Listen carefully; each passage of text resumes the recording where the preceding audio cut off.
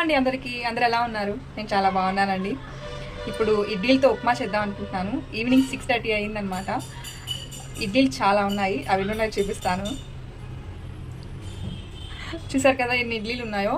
ఇన్ని ఇడ్లీలు ఎందుకున్నాయంటే మార్నింగ్ పిల్లలకి టిఫిన్ చేసి పంపించేసాము. కరెక్ట్గా మళ్ళీ ఇంకొక వాళ్ళు పెట్టుకుంటాం కదా ఇడ్లీలు, ఆ టైంలోనే పెట్టి ఒక 5 minutes అయింది, గ్యాస్ అయిపోయింది.